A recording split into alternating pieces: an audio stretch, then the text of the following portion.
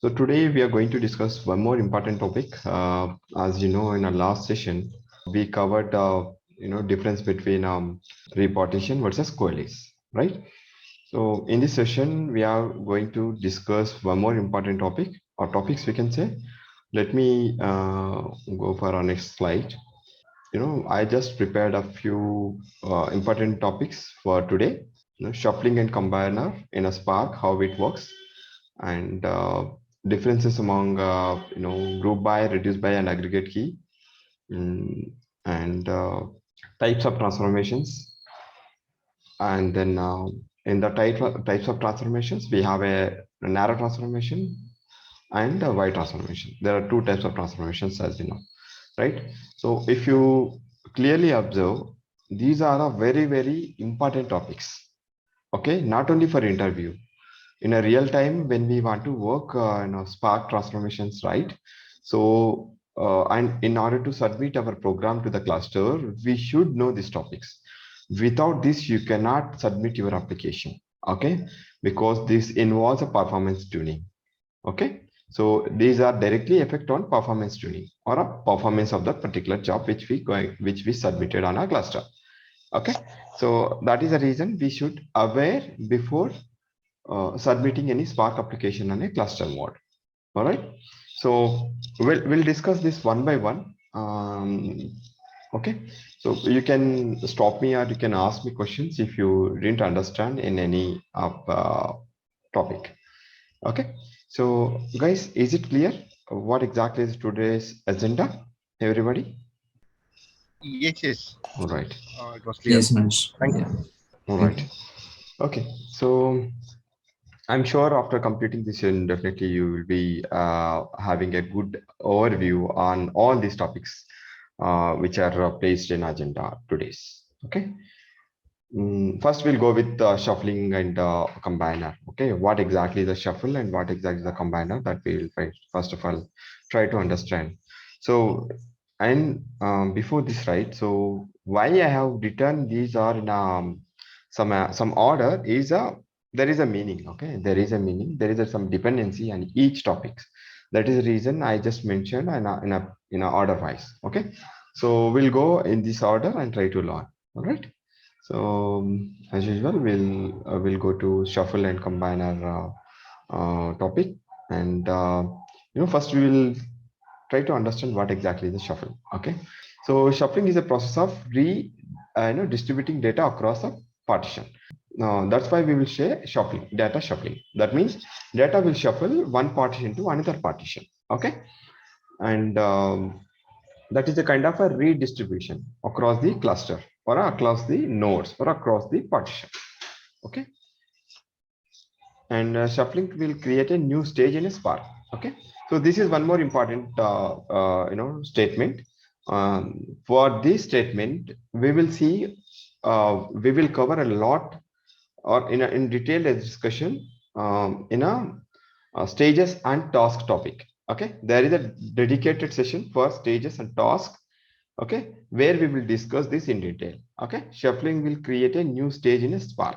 Okay, and as of now, just try to remember. Okay, shuffling is a costly operation as it involves disk IO. IO means input and output operations, and network input and output operation. That means network consumption or consumption, we can say, and data serialization and deserialization. Okay, so if you are not clear with what exactly the data serialization, deserialization, you can refer my previous session.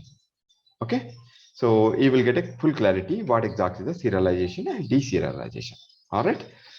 Okay, and then Spark reduced by, group by, aggregate by, join, union, etc. will involve shuffling. Okay, don't worry. Okay, how come reduce by and aggregate by key transformations will involve shuffle? No, it will involve shuffle, but in a lesser manner, not as compared to group by key. We'll see that in a detailed manner in a coming slides. Okay, no need to worry. So the transformations or functions or operations which specified here will involve shuffling. You please try to understand. or remember. Okay, and distinct operation will create a shuffling as usual, right? You know, this is a common point since we are learning from MapReduce. So distinct keyword always create a shuffling. All right. And if shuffling is necessary, then use combiner. Okay. In combiner, shuffling may happen, but it is the lesser side. That's what I discussed. All right. And since group by won't use combiner, try to avoid to use wherever it is possible. Okay. Instead, we can use reduce by and aggregate by key if possible. Okay. Because this combiner is a concept where it reduces the shuffling. Okay. That is a topic. Okay. And that is a feature we can say. Combiner feature is that. So it reduces the shuffling. What combiner will do? It reduces the shuffling. That is the use of combiner. Okay. So, but in a group by key, right? Group by key operation won't use combiner techniques. That is the reason it won't avoid shuffling. But whereas reduce by key and aggregate by key will use combiner, will leverage the combiner feature. That is how this both reduce by key and aggregate by key operations will involve less shuffling. Okay, so we'll see that in a minute. Okay, no need to worry. Okay, so what combiner? Okay, we already discussed. It computes intermediate values. Okay, for each partition to avoid partial shuffling. Okay, so yeah, that is about for this slide. So now we will see in a diagrammatical way. Okay, how this shuffling works, how this combiner work. Okay, we will see now. All right. So shuffling without combiner. If in absence of combiner, how shuffling will be performed? Okay, we will see with an example. So this is a picture which I taken from other sources to save our time and utilize it. So just assume here the first stage we have an RDD. Okay, let us assume that RDD there are two partitions, partition 1 and 2. Okay, example, these are the data. Okay, so let's assume we are calculating a word count program. Okay, so when we do a partition and when we undergo any group by, okay, let us say we are doing group by key, okay, to to achieve word count program. This is a C1 is output, right? So now what will happen internally? Okay, if our data is consist of all these, then how it will divide? Like this. See, partition 1 will contain like this, partition 2 will data will contain like this. Okay, so it is not in order, right? It is in a different order. Okay, it's not in a order. So when we use group by key, then what it will do? First of all, it will do like this. Okay, it will sort internally. Okay, when and shuffle the data like this. Okay, or bananas or apples will go one bucket, we can say, or in a one partition, and all other will go in a different partition. It need not be the exact the same, but shuffling will occur like this. Okay, so huge shuffling will be occurred when in absence of combiner. All right, so try to understand, this is a small example. Okay, but what about in a real time? If we have a millions or trillions of data or a billions of data or a records with some suppose of TBs of data or a petabytes of data, then it creates a lot of shuffling. So it leads a lot of disk IO or a memory consumption, or network consumption, and data serialization and deserialization. Okay, so it is a costlier operation, in other words. Okay, let us assume we have a data of a 1 TB. Okay, we divided this 1 TB to, let us assume this is a 500 MB and this is a 500 GB and 500 GB. Okay, A1 is having data, A1 is holding a data of 500 GB and A2 is holding a data of 500 GB.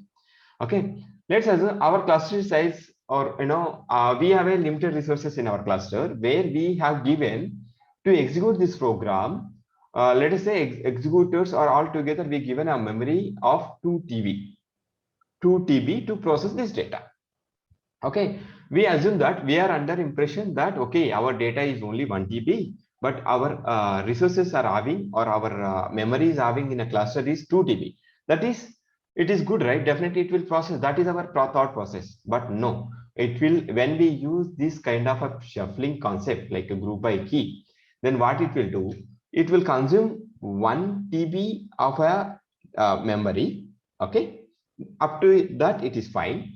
Then when it creates another stage, okay, since we are shuffling, it will create another new stage. Okay, that means this all intermediate results or data manipulation will be happen in another partition. Okay, another partition. That means it will take another 1 TB of data to store this data as well. Okay, so now whatever available resources, that is 2 TB already consumed.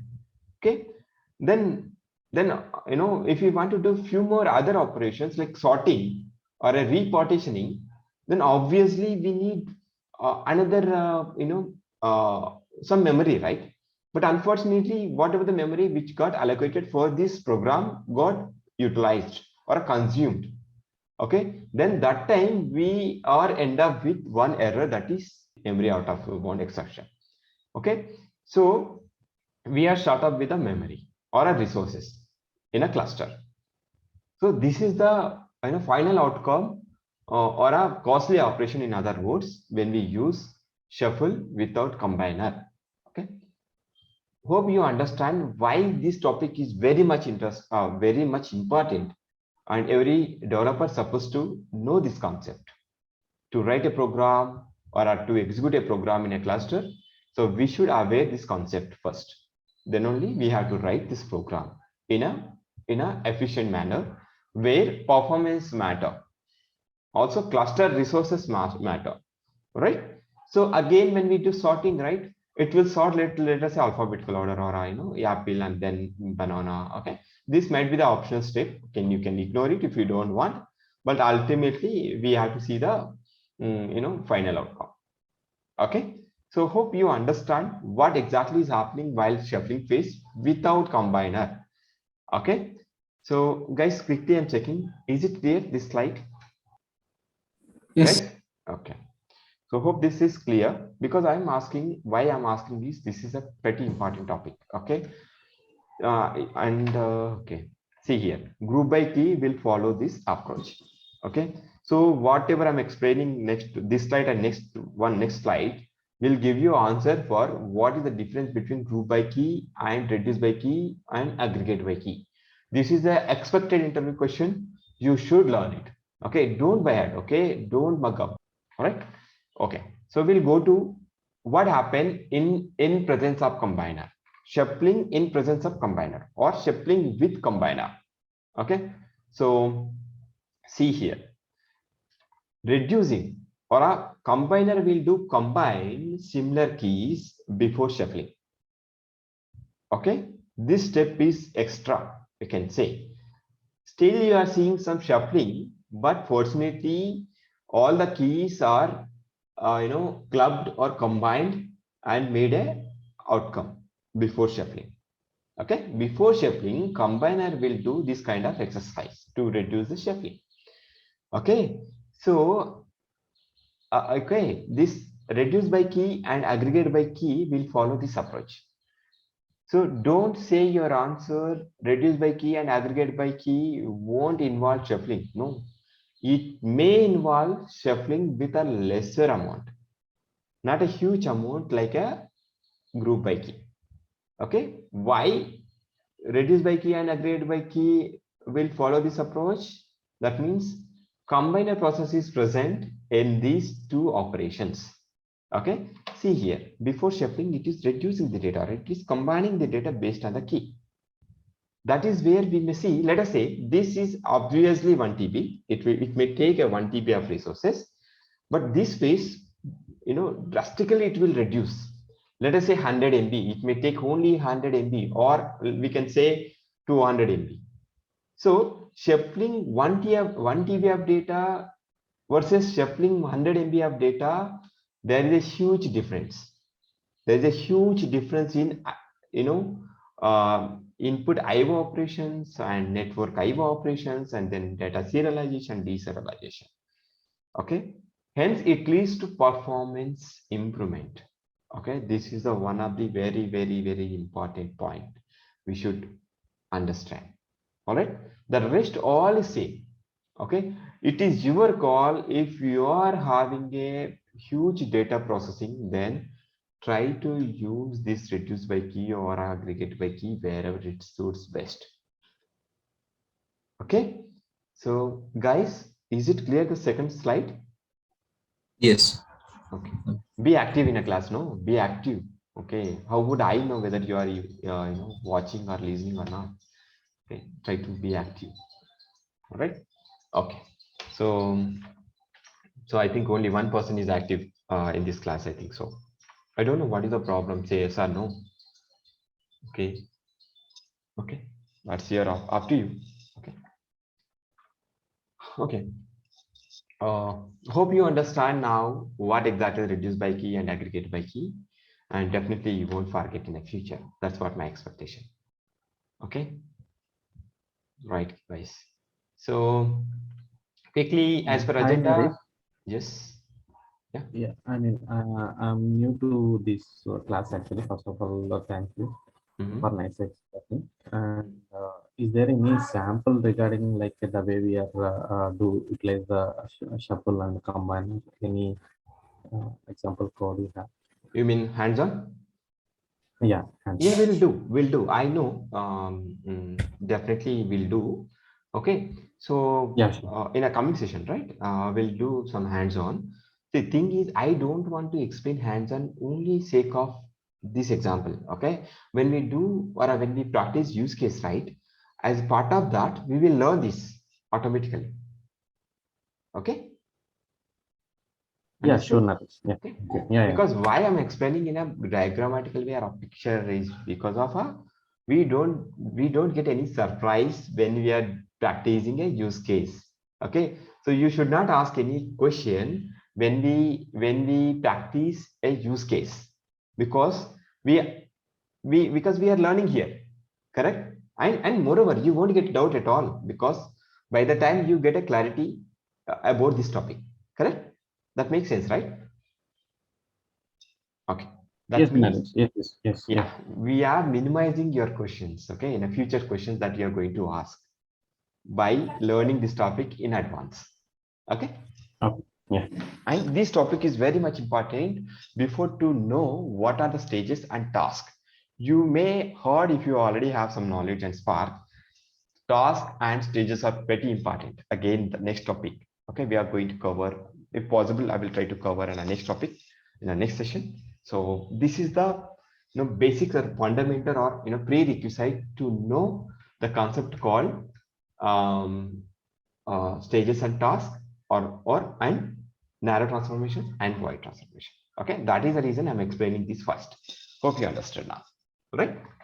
We'll move to transformations. We already discussed in earlier slides what exactly the transformations, because operations are mainly, we call it as in a Spark, right? Operations. Okay, we call it as operations. In operations, we have transformations and actions.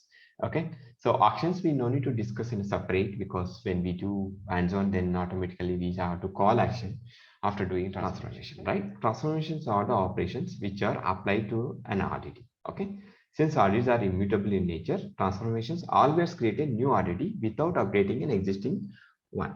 Okay, hence this create an RDD lineage. Why Spark is creating RDD lineages? This is the reason. Okay, why we won't use the same RDD, or okay, instead of go for a lineage, is because of this reason. Spark RDDs are immutable in nature. That means once we create an RDD, we cannot change, or we cannot change the data in a RDD. Okay, if you want to do any data changes or updates, you have to create another RDD by performing transformations and actions. Okay, so automatically it will create internally one graph that is called data lineage. If you see the right side figure, RDD1 to RDD2 and so on. okay, and so on. So this is called a auditory data lineage. I took this picture from my internet or a Google. This I didn't created my own. Okay, all right, and hope you understand what is the transformation. And as we discussed, we have two types of transformations in a Spark. One is wide transformation, another one is narrow transformation. We will see one by one. Okay, and we are going to end our lecture within the next few minutes, and then we'll take a Q&A if you have any. So if you don't have any Q&A, we'll try to end up the session as soon as possible, because I don't want to lag this session. As and when we complete the explaining of core concepts which we described or illustrated in our agenda, we'll close that call. All right, okay, we see because this is also one more important interview question. What are the Spark, narrow and wide transformations? These are the again prerequisite. This is the one of the prerequisite topic to know or to learn Spark stages and tasks. Okay, so please try to focus on next few minutes. Okay, so narrow transformation. Narrow transformations transform data without any shuffle involved. Okay, so simple phenomena, like if shuffling involved, okay, then we can call it as a wide transformation. If shuffling won't involve, okay, then we can call it as a that kind of transformations are the narrow transformations. Simple. You have to explain this in an interview if there is a chance to explain it. Okay, so these transformations transform the data on a per partition basis. Okay, that it is to say each element of output RDD can be computed without involving any elements from a different partition. Okay, this leads to an important point that a new RDD will always have the same number of partitions as its parent RDDs. We'll go with example for this. Map and filters are the narrow transformations, and these kind of operations are the very fast. Okay, because why these are very fast? Because of no shuffling involves. Okay, see this RDD A and B. There are 4 partitions in RDD 1 or RDD A. And in output of RDD B or a second RDD are also having 4 partitions. That means, okay, in how we have to understand is in a narrow transformations, if output of the RDD doesn't involve any shuffling phase, then we can call it as that kind of transformations or the narrow transformations.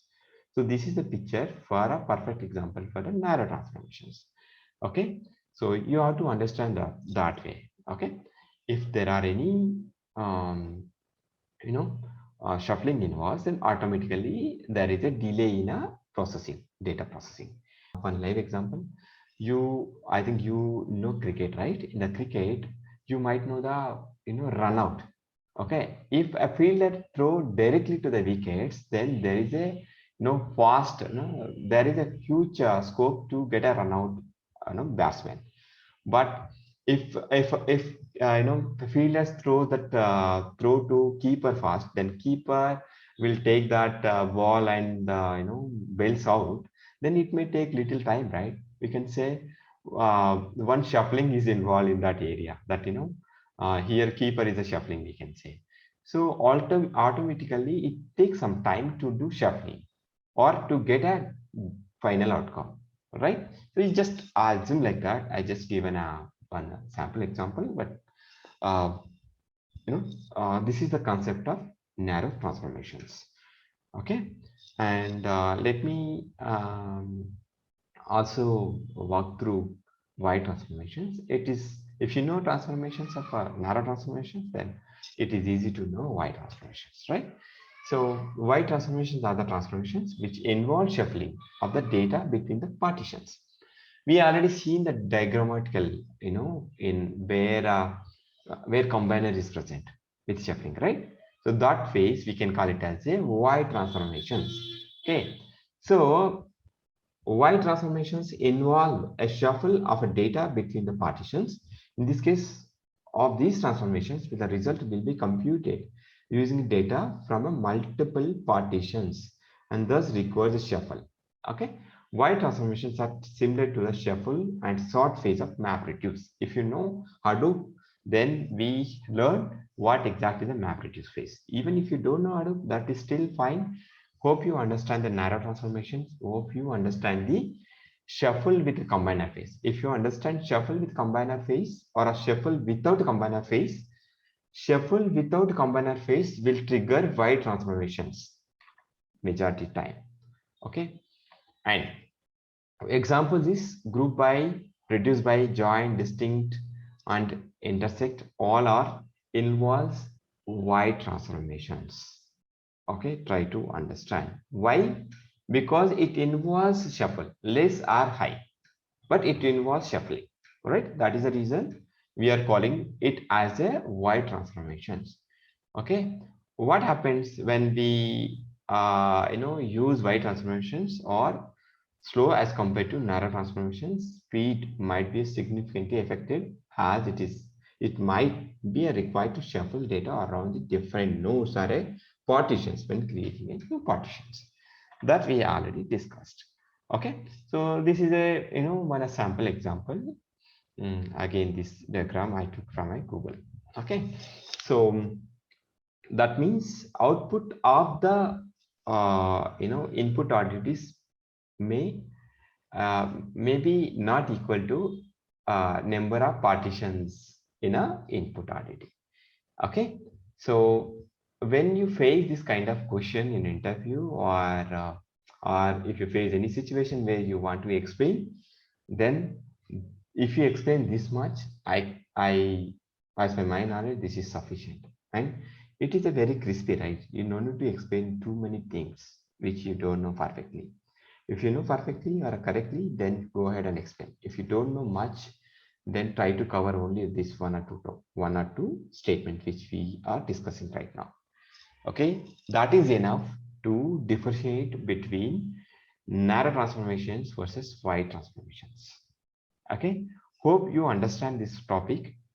And I think we covered whatever we placed the topics in a today's agenda.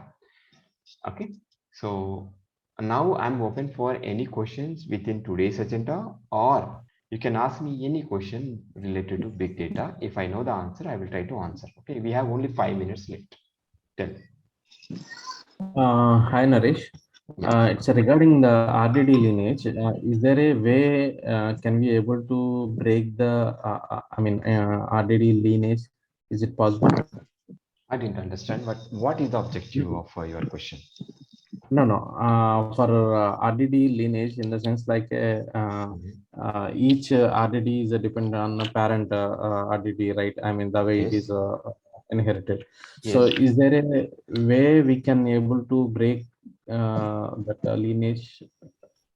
Why should you want to break it? That I want to know that first of all.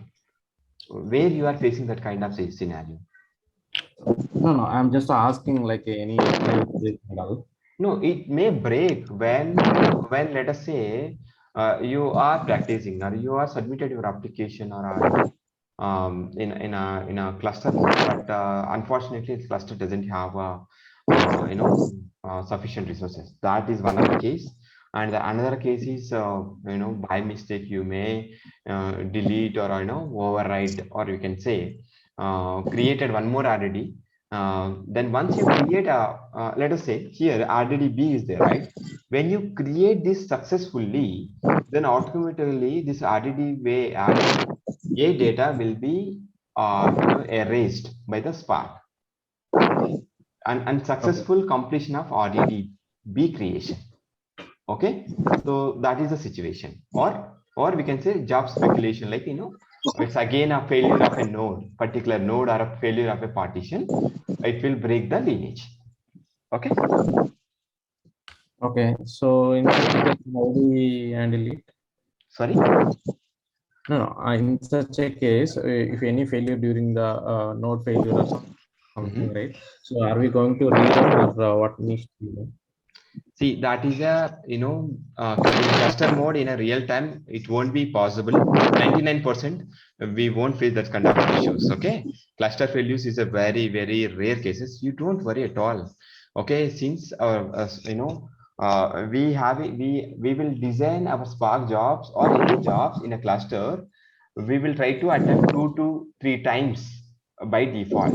Okay. If one time fail due to any cluster resource constraint error, then our job automatically restart and execute and try for available resources. That mechanism will be implemented in a cluster cluster mode or in a cluster whenever we are going to say execute any jobs. You don't need to concentrate much on that area because admin will take care of that part. Okay, that is not responsibility of yours, right? Okay.